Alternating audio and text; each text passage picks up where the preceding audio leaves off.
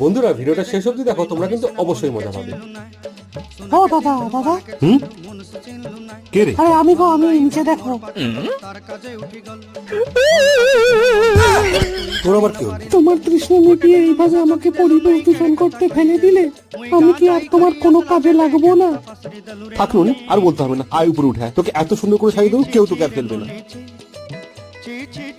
এরপর এই বোতলটার ঢাকনা ও লেবেলটাকে বাদ দিয়ে ওয়ালপুটির একটা শীট বানিয়ে আটা সাহায্যে বোতলটার গায়ে ভালো করে লাগিয়ে ওভারনাইট ড্রাই করে নিয়েছি, এবং ড্রাই হয়ে যাওয়ার পরে স্যান্ড পেপার দিয়ে ঘষে এবড়ো খেবড়ো অংশগুলোকে সমান করে নিয়েছি, এবং পেন্সিল দিয়ে একটা রাফলি ড্রয়িং করে তার উপরে কালার করে নিয়েছি। এবং বন্ধুরা একটা মজার জিনিস দেখো, কালারটা কমপ্লিট হয়ে যাওয়ার পরে দেখে মনেই হচ্ছিল না যে এটা কোনো বোতল ছিল। এবার কালারটা শুকিয়ে যাওয়ার পরে এমসিল দিয়ে 4টে ম্যাগনেট এটার পিছনে লাগিয়ে দিতেই এটা হয়ে গেল একটা ফ্রিজ ম্যাগনেট। এবার বন্ধুরা এটার মধ্যে তোমরা নকল একটা গাছ লাগাও অথবা একটু জল দিয়ে একটা মানি প্ল্যান্ট গাছ, সেটা কিন্তু তোমাদের ইচ্ছা। বাকি ভিডিওটা কেমন লাগলো কমেন্টে কিন্তু অবশ্যই জানিও।